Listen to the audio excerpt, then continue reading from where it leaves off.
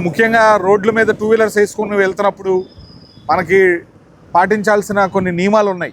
అవి మీలో కొంతమంది పాటిస్తున్నారు, కొంతమంది దాన్ని పాటించుకోవట్లేదు. పాటించే వాళ్ళలో కూడా కొన్ని తప్పులు ఉన్నాయి. అవి తెలియచేద్దామని మీతో మాట్లాడదామని కార్యక్రమం పెడుతున్నాం. మనం రోడ్డు మీదకి వచ్చి రోజు నిత్యావసరం వల్ల అన్ని పనులు చేసుకుంటున్నాం.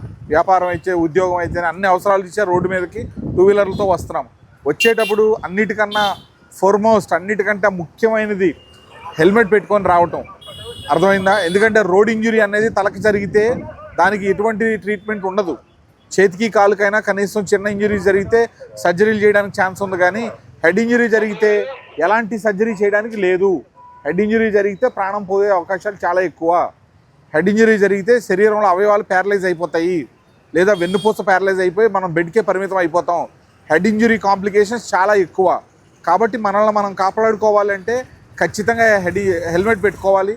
హెల్మెట్ పెట్టుకునేటప్పుడు కూడా చాలా ప్రాపర్గా హెల్మెట్కి ఉన్న క్లిప్ని టైట్ చేసి పెట్టుకోవాలి. లేకపోతే మీరు పెట్టుకొని కూడా ప్రయోజనం ఉండదు. ఎప్పుడైనా ఏదైనా యాక్సిడెంటో లేదంటే పొరపాటున మనమే సెల్ఫ్ కంట్రోల్ మిస్ అయి పడిపోయినా, ఏ సందర్భంలోనైనా మనకన్నా ముందు హెల్మెట్ రోల్ అయిపోతుంది. దానివల్ల ఇంజురీ తలకు తగులుతుంది, హెల్మెట్ దూరంగా పడిపోతుంది. అప్పుడు హెల్మెట్ పెట్టుకున్న వ్యక్తికి పెట్టుకోని వ్యక్తికి తేడా లేదు. అర్థమవుతుందా? అంటే ఇంటికి గండం పెట్టి తాళం వేయకపోతే ఎంత తేడావో, తాళం ఒక్కటి వేయకపోతే ఎంత తేడా జరుగుతుందో, మనం ఈ క్లిప్ పెట్టుకోకపోతే, హెల్మెట్ పెట్టుకోవడంతో పాటు క్లిప్ పెట్టుకోకపోతే అంత ప్రమాదం ఉంటుంది. అందుకే హెల్మెట్ అందరూ పెట్టుకుంటారా? క్లిప్ కూడా పెట్టుకుంటారా? మీలో మార్పు వస్తే మేము చెప్పాల్సిన అవసరం లేదు, చలానాలు చేయాల్సిన అవసరం లేదు. మీలో 10 మందిలో ఇప్పుడు విన్న వాళ్ళలో మార్పు వచ్చినా కూడా ఓవరాల్గా రోడ్డు మీద డిసిప్లిన్ పెరుగుతుంది, యాక్సిడెంట్లు తగ్గుతాయి. మీకు యాక్సిడెంట్ ఎవరో చేయవసరం లేదండి. ఏదో ఒక సందర్భంలో మనం బ్యాలెన్స్ అవుట్ అయి పడిపోయినా కూడా హెడ్ ఇంజరీ జరిగిపోతుంది. అందుకోసం ఖచ్చితంగా హెల్మెట్స్ పెట్టుకోండి. అదేవిధంగా చూడండి, వీటిలన్నింటినీ త్రిబుల్ రైడింగ్ చేయటము, సెల్ ఫోన్లో మాట్లాడుకొని వెళ్ళటం, ఒక్క నిమిషం బండి పక్కకు ఆపి ఫోన్ మాట్లాడుకుంటే మీరు పీస్ ఆఫ్ మైండ్తో వెళ్ళగలుగుతారు. లేకపోతే ఆ ప్రమాదకరమైన పరిస్థితి సెల్ ఫోన్ డ్రైవింగ్ చేయటం వల్ల మీకు కంట్రోల్ ఉండదు. తర్వాత మీ వల్ల వేరే వెహికల్ని కూడా మీరు డ్యామేజ్ చేస్తారు. ఇంకొకరు ఎవరో అమాయకులు కూడా మీ వల్ల ప్రమాదం జరుగుతుంది. మూడవది అలాగే రాంగ్ రూట్లోన త్రిబుల్ రైడింగ్లో వెళ్ళిపోవటం. అవసరమే కదా, ముగ్గురమే కదా, ఎవరు చూడరు కదా, పోలీసు లేరు కదా అనుకుని ఈ పద్ధతిలో ఆలోచించి వెళ్తే ఆ వీల్స్ చాలా చిన్న ఉంటాయి. వాటి మీద ముగ్గురు 300 కేజీలు కూర్చుంటే బ్యాలెన్స్ అవుట్ అయ్యి అనుకోండి, ఖచ్చితంగా హెడ్ ఇంజరీ అవ్వచ్చు, కాళ్ళు చేతులు విరగొచ్చు, లేదా మీరు త్రిబుల్ రైడింగ్ వెళ్తూ ఏదైనా పెద్ద వెహికల్ కుడితే ప్రాణాలు పోయిన సందర్భాలు కూడా ఉన్నాయి. సో త్రిబుల్ రైడింగ్ అన్నది చూడటానికి చాలా చిన్నగా ఉంటుంది, కానీ చాలా ప్రమాదకరమైంది. అదేవిధంగా రాంగ్ రూట్ డ్రైవింగ్, రాంగ్ రూట్లో కొంచెం ముందుకెళ్ళి యూటర్న్ తిరగవచ్చు, లేదంటే అండర్ ఫ్లైఓవర్ కింద నుంచి యూటర్న్ తిరిగి వెళ్ళొచ్చు. అలా కాకుండా షార్ట్కట్లో రోడ్డుకి అవతల వైపుకి వెళ్ళాలి, మధ్యలో డివైడర్ ఉంది, షార్ట్కట్లో ఇలా వెళ్ళిపోవటం, దాన్ని ఎక్కించి వెళ్ళిపోవటం, లేకపోతే రాంగ్ రూట్లో వచ్చేయటం, ఇలాంటివి చేస్తే ఏదైనా జరిగితే అవతల నుంచి మీకు ఒక ఇన్సూరెన్స్ కానీ, ఎందుకంటే మీరు రాంగ్ రూట్లో వెళ్ళటమే తప్పు, హెల్మెట్ పెట్టుకుపోవటమే తప్పు, త్రిబుల్ రైడింగ్ చేయటమే తప్పు. అర్థమైందా? డ్రింక్ చేసి నడపటమే తప్పు. వీటిలో ఏం చేసినా మీకు కానీ అవతల వ్యక్తికి ఉన్న ఇన్సూరెన్స్లో ఒక్క పైసా కూడా రాదండి. ఆల్రెడీ రోడ్ రూల్స్ పాటించిన వాళ్ళకి ఇన్సూరెన్స్ ఎటువంటి పరిస్థితుల్లో ఇవ్వదు.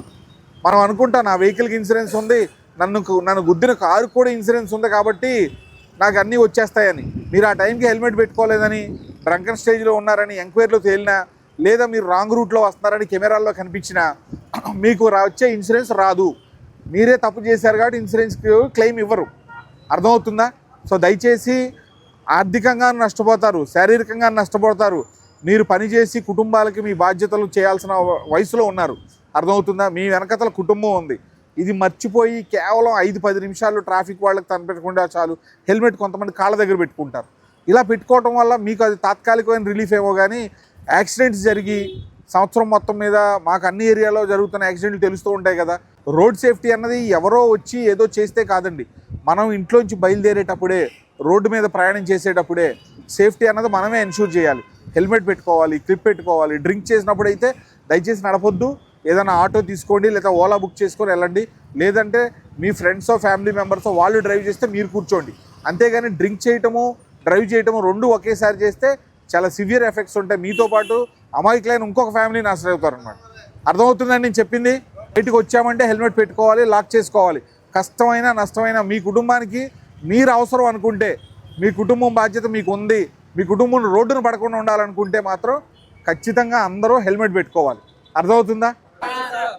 మీదొక్క నిమిషం ఆపి చెప్పడం వల్ల ఈ ఫైన్లు 100 ఫైన్లు వేసిన దానికన్నా ఎక్కువ ప్రయోజనం ఉంటుందని నమ్మి మేము ఈ విధంగా చేస్తున్నాం, నేను కానీ ఎస్ఐ గారు కానీ. అర్థమవుతుందా? రైట్, థ్యాంక్ యూ అండి.